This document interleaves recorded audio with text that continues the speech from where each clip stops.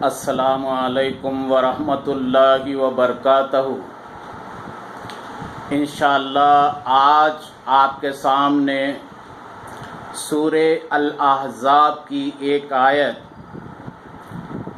34 سے 35 22واں پارہ پہلے پیج پر ہی یہ آیت آپ کو مل جائیں گی۔ آیت نمبر اصل میں 35 ہے لیکن 34 سے شروع ہوتی ہے۔ آیت نمبر 34 سے 35 تک یہ بڑی لمبی طویل آیت ہے، اور یہ آیت نزول جو ہوئی اس کی وجہ مفسرین یہ بتاتے ہیں کہ ایک دن رسول اللہ صلی اللہ علیہ وسلم کے پاس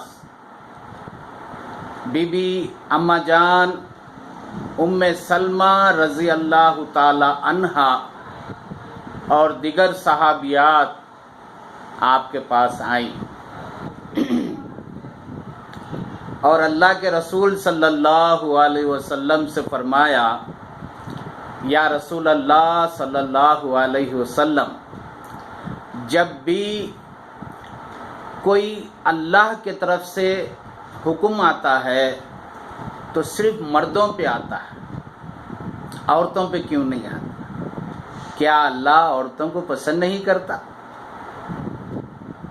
فرماتے ہیں اسی وقت یہ آیت آئی، جبرائیل علیہ السلام یہ آیت لے کر آئے۔ میں آیت کی تلاوت کر دیتا ہوں پہلے۔ بسم اللہ الرحمن الرحیم۔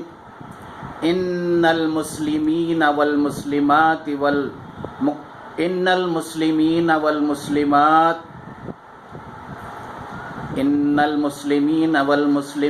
والقانتین والقانتات والصادقین والصادقات والصابرین والصابرات والخاشعین والخاشعات والمتصدقین والمتصدقات والصائمین والصائمات والحافظین فروجہم والحافظات والذاکرین اللہ کثیرا والذاکرات اعد اللہ لہم مغفرتا واجرا عظیما۔ یہ آیت میں جملہ 11 باتیں بتائی گئی، 2 انٹروڈکشن کروایا گیا 2 باتوں میں، 8 احکام اور 1 خوشخبری۔ ان تمام باتوں میں کامیابی ہی کامیابی مردوں کے لیے اور عورتوں کے لیے۔ اگر آپ یہ آیت قرآن شریف نکالو، پڑھو، اس کے معنی پڑھو، اس کی تفسیر پڑھو، اگر کامیاب ہونا چاہ رہے ہیں زندگی میں تو یہ آیت بڑے غور سے پڑھو۔ انشاءاللہ میں جو سنا رہا ہوں بہت غور سے سنو۔ پہلی 2 آیتوں میں اللہ نے مسلمانوں سے مخاطب کیا، ان المسلمین والمسلمات۔ اللہ مخاطب ہے مسلمان مردوں اور مسلمان عورتوں سے۔ پھر اللہ تعالیٰ فوراً فرماتا ہے والمؤمنین والمؤمنات، اور اللہ ان میں سے مخاطب ہے ایمان والے مرد اور ایمان والی عورتوں سے۔ ایک بہت بڑا مسلمانوں کا مجمع جمع ہو گیا۔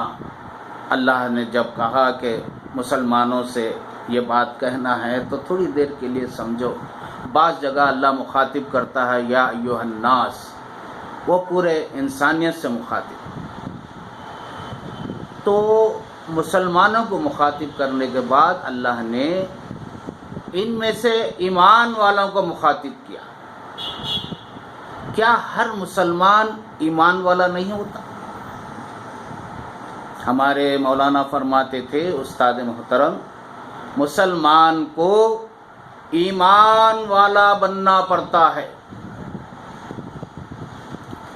مسلمان گھرانے میں پیدا ہو گئے، مسلم نام رکھ دیا گیا، تو کیا مسلمان ہو گئے؟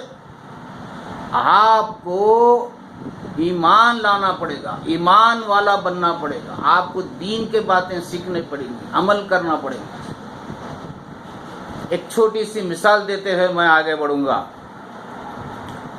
ڈاکٹر صاحب شروع میں ایس ایس سی تک پڑھے، پھر انٹر پڑھے، بائی پی سی سے ایم سیٹ لکھا، سیٹ آئی اور انہوں نے ایم بی بی ایس کی سیٹ ملی۔ 5.5 سال تک وہ ایم بی بی ایس پڑھے، پھر وہ ڈاکٹر بنے، اپنا ایک کلینک کھولا، چل رہا، پھر شادی ہوئی، بیٹا ہوا۔ اب خاص طور پہ اب بیٹا تھوڑا بڑا ہوا، چلنے لگا، باہر نکلنے لگا۔ اب دوست احباب جو ہے ان کے بیٹے کو چھوٹے ڈاکٹر صاحب بولتے تھے۔ اب یہ چھوٹے ڈاکٹر صاحب اب ان کو بھی اسکول بھیجائے، بڑی مشکل سے ایس ایس سی پاس کرے، اب پڑھنا چھوڑ دیے۔ ابھی بھی ان کا نام چھوٹے ڈاکٹر صاحب بول کے پڑا ہوا ہے، لقب پڑ گیا ڈاکٹر صاحب، لوگ ان کو ڈاکٹر صاحب بول رہے ہیں۔ اب انہوں بولے لوگ تو میرے کو ڈاکٹر صاحب بول رہے ہیں، کیوں نہ میں بھی ایک دواخانہ کھول لوں۔ ایک دواخانہ کھول لیے۔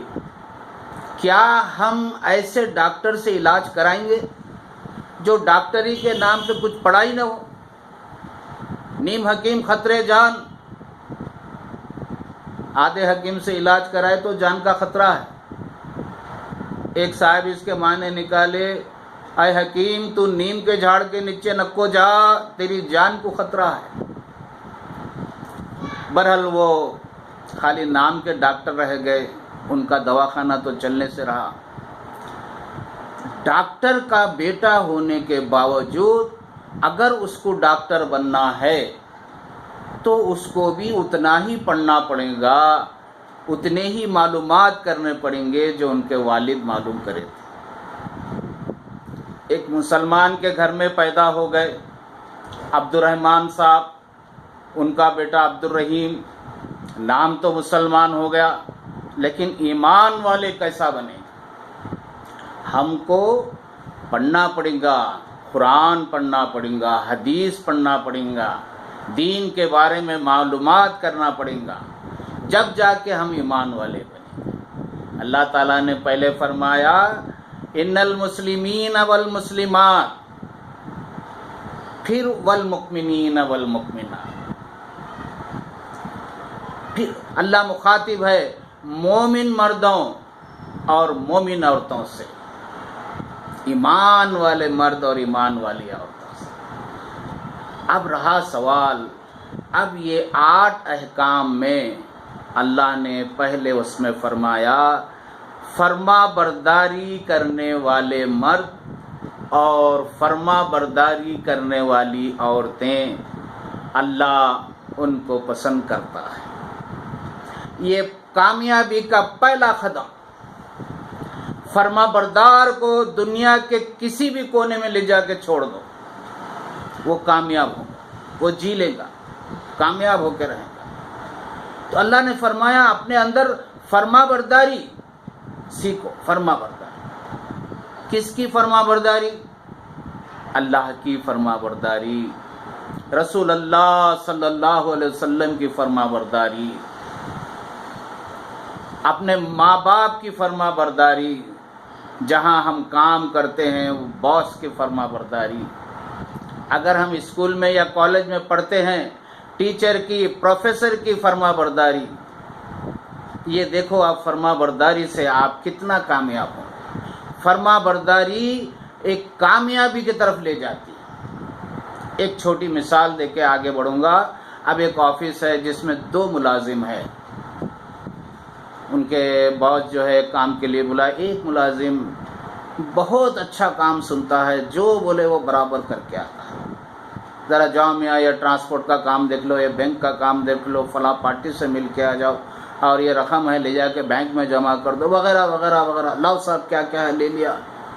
फ़ौरन घंटे डेढ़ घंटे में वो पूरा ट्रांसपोर्ट का काम कर दिया, वो बैंक का काम कर दिया, वो पार्टी से मिलकर आ गया, आज एलो साहब ये हो गया, और कुछ है क्या, आज ठहरो बाबा ठहरो, बोलता हूँ काम।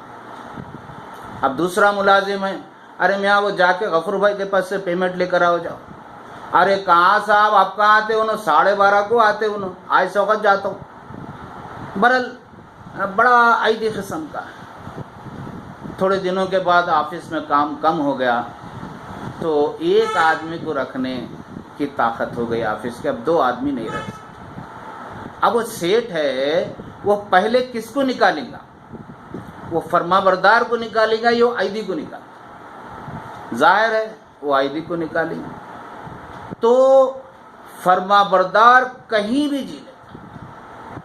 अल्लाह की फरमाबरदारी में दुनिया और आखिरत 2 भी मिलेंगी। रसूल अल्लाह सल्लल्लाहु अलैहि वसल्लम की ज़िंदगी की फरमाबरदारी आपके ऊपर, आपने अल्लाह ने एक जगह कुरान में फरमाया, लक़द कान लकुम फ़ी रसूलिल्लाहि उस्वतुन हसना।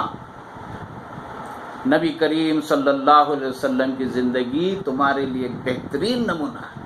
आपकी फरमाबरदारी, सुन्नत पर अमल करने वाला दुनिया में भी कामयाब होगा और आखिरत में भी कामयाब होगा।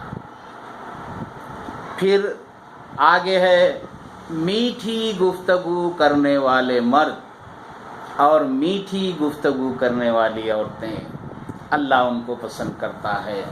लिहाजा यहाँ पर मैं पार्ट 1 ख़त्म करता हूँ। इंशाअल्लाह ये पार्ट 3 पार्ट 4 तक जाएगा। यह काफ़ी बड़ी आयत है, इसके हर एक अहकाम के ऊपर मैं बात करते हुए आगे चलूँगा। आप अब इस बात को यहाँ मैं ख़त्म कर रहा हूँ। ज़्यादा से ज़्यादा लोगों को शेयर करो ताकि अल्लाह और अल्लाह के रसूल की बात ज़्यादा से ज़्यादा लोगों तक पहुँचे। शेयर करो, लाइक करो, सब्सक्राइब करो और बेल आइकॉन के बटन दबाओ और कमेंट भी करो मेरे लिए। तो लिहाजा अब मैं अपनी बात को ख़त्म करता हूँ। अस्सलामु अलैकुम व रहमतुल्लाहि व बरकातहू।